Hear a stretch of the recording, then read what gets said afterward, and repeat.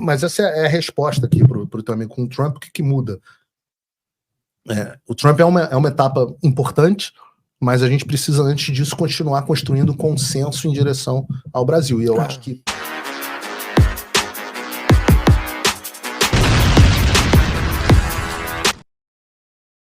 Opa, desculpe interromper o seu vídeo, mas desde 2022 eu continuo com as contas bloqueadas e o passaporte cancelado pelo Xandão.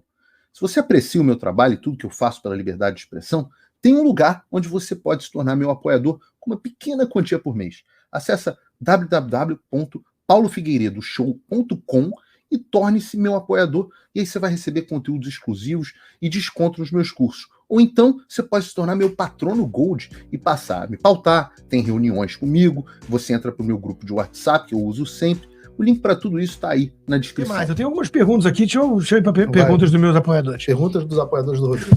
Minha pergunta vai para o Paulo. Você vai fazer análise e cobertura das eleições americanas ao vivo esse ano? Podia ter uma parceria com o Oeste, Gazeta, Braddock, o Fio Diário. Fio Diário... Cara, a Oeste eu amo de paixão, mas o Oeste nunca me chama pra fazer absolutamente nada. Te acham muito tóxico. Eu acho. O Oeste deve me achar muito tóxico. O que tá tudo certo. Você tá num estágio between entre o Alan dos Santos e eu. Você acha? Você eu acho que as pessoas confundem a gente. Eu sou mais moderado que você. Você acha? Não tem a menor dúvida. Respondam vocês no chat. Eu sou bem mais moderado que você. O é mais moderado que eu. Eu sou o cara do diálogo, pô. Sim, é verdade. Você, estrategicamente falando, em política é muito mais pragmático. E eu converso, você me conhece pessoalmente, você sabe que eu converso com todo mundo, não tenho esse negócio. Eu sou o cara que quando sentaram o pau no Ítalo Marcílio, porque ele tirou foto com o Luiz Fux, eu falo assim, eu teria o maior prazer de sentar para conversar com o Luiz Fux. O Luiz Fux tem uma história engraçada. Ainda na época do Jovem Pan, ele pediu o meu contato. Eu falei, tá autorizado, pode dar o meu contato. Nunca ligou. Ele queria conversar, me parece, né, que era coisa assim, eu concordo com muita coisa que você diz, mas os métodos podem ser diferentes. Cara, eu acho o Fux um personagem curiosíssimo. Curioso. Porque ele é meio que da galera do Rio de Janeiro. Jiu-jitsu e tudo mais. E eu sei que ele tem valores que não são os valores do STF, e você vê que ele é apagadíssimo.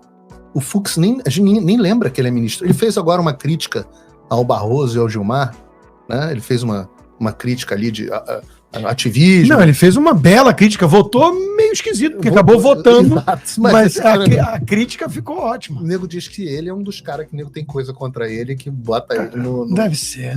O Augusto tá perguntando onde é que a gente tá ao vivo, na TV Flórida, Augusto do Hipócritas. TV Flórida, na Flórida. Uma pergunta fora da política, vocês dois moram na Flórida, como está a situação? E depois de uma década eu vou me mudar de Weston. Você vai sair de Mas Weston? pro lado, vou pra Plantation. Mas você vai pra casa da tua... Não, a gente tá comprando uma casa junto. Vocês dois, mano, como está a situação dos preços do seguro pras casas? Ruim. Pra cacete. Ruim pra burro.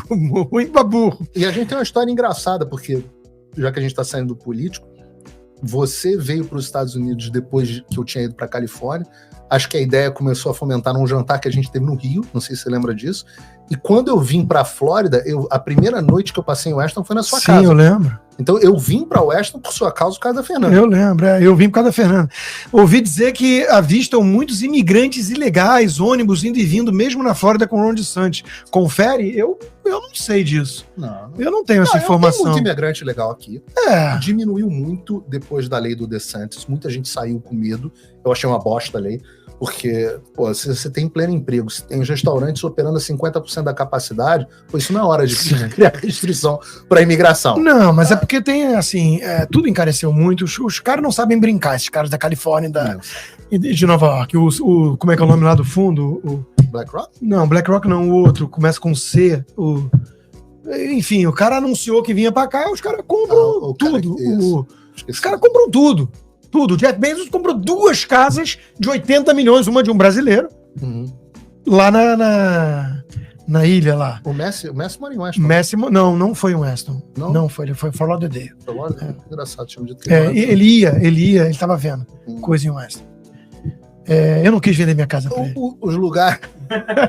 Eu tô estranhando que você vai se mudar, porque você acabou de mudar. Eu sei. Don't tell me. 3 mil livros pra lá e pra cá. E agora eu não vou. Cada hora que eu faço um negócio desse, eu dou não sei quantos livros. Eu tô cada vez mais Kindle guy. Kindle. Cada vez mais Kindle guy. Mas O que aconteceu, falando aqui para as pessoas que foi muita dureza, é que quando a gente se mudou para cá, você veio em 2015, 2016. Né? 2015. Quando a gente se mudou para cá, o dólar estava mais ou menos R$3.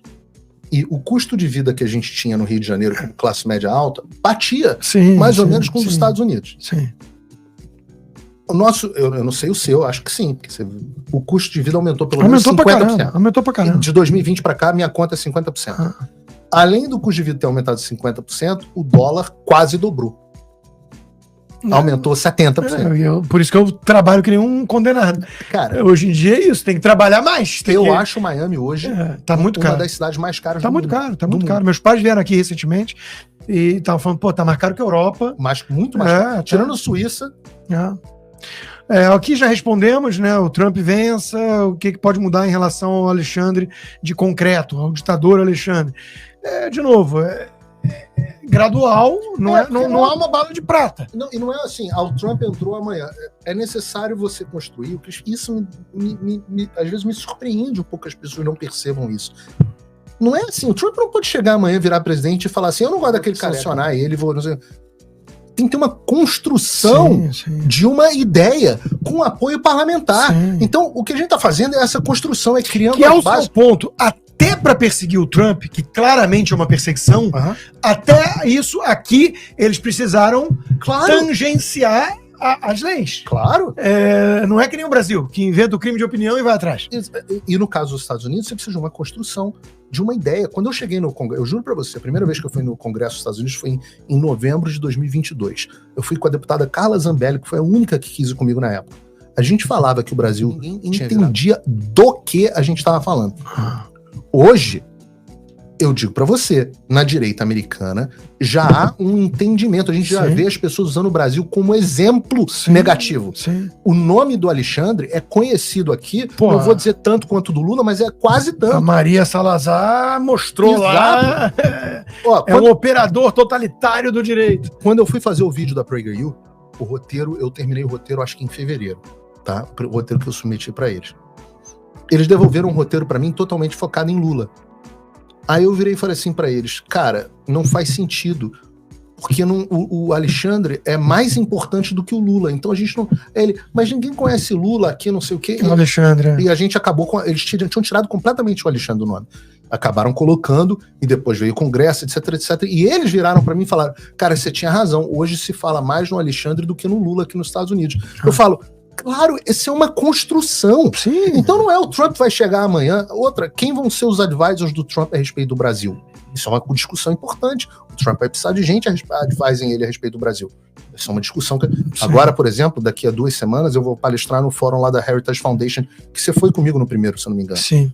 Não, eu fui no da Atlas. Não, do The Carvalho Dialogue, não foi? Eu acho que eu fui com você no da Atlas. Heritage, acho que eu nunca fui. O da Heritage vai fazer o Olavo de Carvalho Dialogue, a segunda edição. Cara, vem todos os picas da Heritage, que são as pessoas que vão advise toda a política externa do Trump. Sim. Então, as pessoas não entendem, mas agora eu tô começando a trabalhar o Senado. Vamos trabalhar a Europa segundo semestre. Existe um trabalho de construção de pontes e alianças que o Bolsonaro não fez durante os 4 anos dele. Isso é muito importante que as pessoas entendam. Durante 4 anos, o Bolsonaro não dava atenção à comunidade internacional, uma aliança de direita. Quem dava era o Eduardo. O Eduardo tem mais essa visão e o Felipe. Cara, o Felipe, justiça já feita. Óbvio que eu vou defender o Felipe sempre, mas não fez nada. Não fez nada. Não tem uma aliança. Eu não tive um contato por causa do Felipe. Eu não consegui...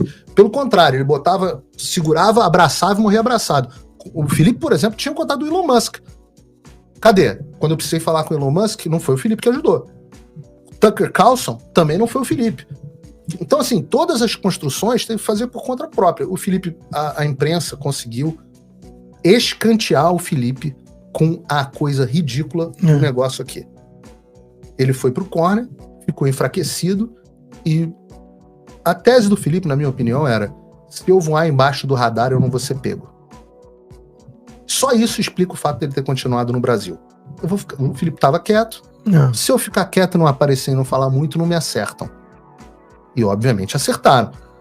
Mas não acho que o Felipe tenha contribuído com a construção da Aliança Internacional. Muito pouco.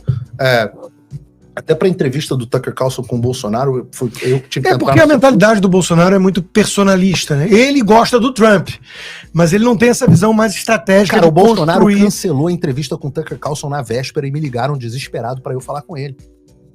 Aquela que ele foi no Brasil, ele não dava importância. Ele não dava importância, ele nunca deu importância. Ele era um homem única e exclusivamente preocupado com o Brasil.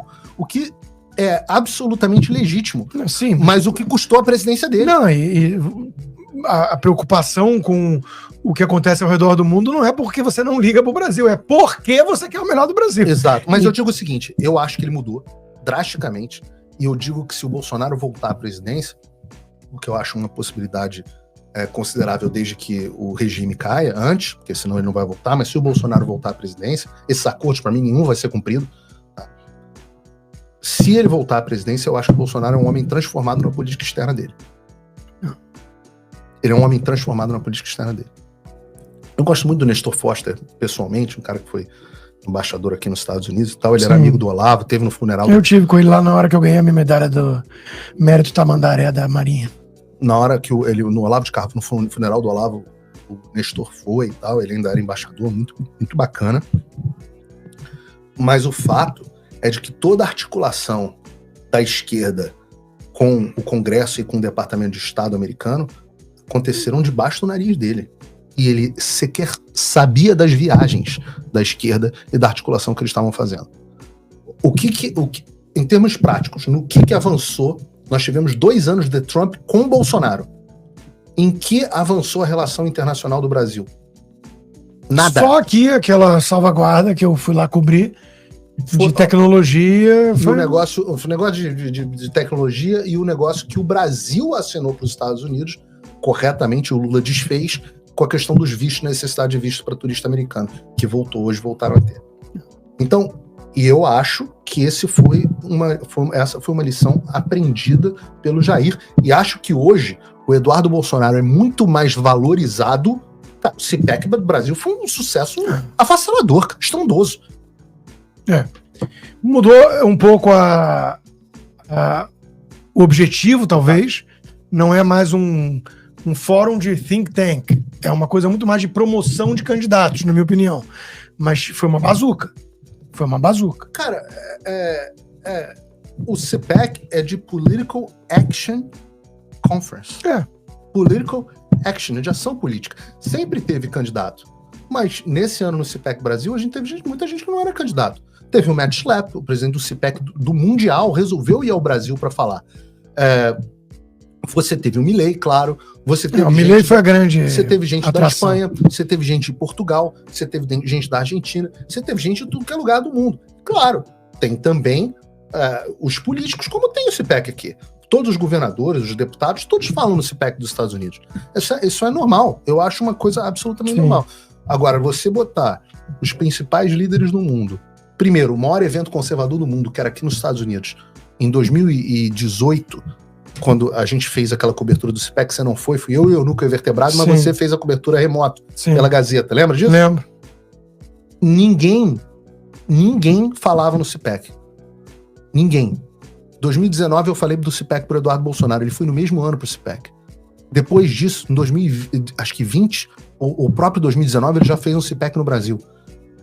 Agora o evento é um evento que botou 4 mil pessoas. Bolsonaro, Milley, o presidente do CPAC Mundial. Cara, isso tem que tirar o chapéu. Isso é a articulação que a esquerda faz há 50 anos. Nascendo na nossa geração. Eu achei divertidíssima a reportagem, entre aspas, do Globo. Camboriú virou um refúgio, um reduto da extrema-direita.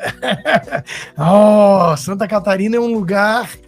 Mas eles tiveram que falar. As outras edições do CPAC foram ignoradas. Não dava pra ignorar. O Milley vindo e cagando. Primeira viagem pro Brasil depois de eleito. Não foi oficial com Lula. Agora eu tô tentando articular para ter um CPAC ibérico, Portugal e Espanha. Pô, olha que conexão bacana que você vai estabelecendo. E isso é muito legal. E o André Ventura do Chega tá bem ligado ao Brasil. Tá, muito. O Sérgio Tavares tem uma turma lá em Portugal bem ligada. Tô indo lá mês que vem. Eu tô... Não vou dizer quando. Mas essa é a resposta aqui pro teu amigo com o Trump. O que muda? O Trump é uma etapa importante, mas a gente precisa, antes disso, continuar construindo consenso em direção ao Brasil. E eu acho que, segundo o meu cronograma, eu não escondo de ninguém, antes disso, a próxima etapa, eu não sei se vai acontecer em quanto tempo, mas a próxima etapa vai ser a apresentação do projeto de lei especificamente em relação ao Brasil. E a partir daí, a etapa seguinte é conseguir assinaturas de apoio.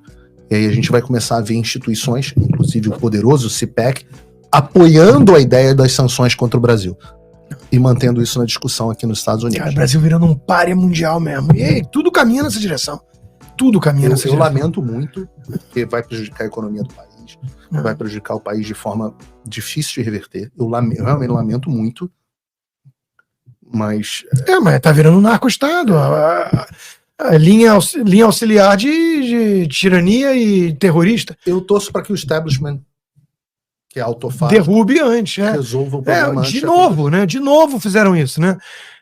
Meteram o PT lá e acham que é possível controlar a turma do Dirceu, aí descobrem que a ambição deles é desmedida, que o Brasil vai virar a Venezuela, vai afundar de vez e puxam um tapete vermelho. Vai lá, inscreva-se, se possível, torne-se um apoiador. É baratinho, gente. No meu caso, se você fizer um pacote anual, dá um lanche de McDonald's por mês, $6 por mês, e você viabiliza o meu trabalho. Então peço que se torne um apoiador do Loucos, inscreva-se, a inscrição é gratuita, já são 36 mil membros, e agora com o aplicativo em português. Faça um tal do triplo C. Curta, comenta, porque a integração do chat ajuda muito, e compartilhe. Você pode fazer essas 3 coisas que ajudam o algoritmo a aparecer. Mas eu não estou brincando não, pessoal. Dá uma paradinha agora de 1 segundo e clica no joinha, porque às vezes a pessoa já está acostumada a ouvir isso. Não, é importante que você faça isso, porque se você não fizer, inclusive atrapalha o vídeo. Parece que o vídeo é menos relevante.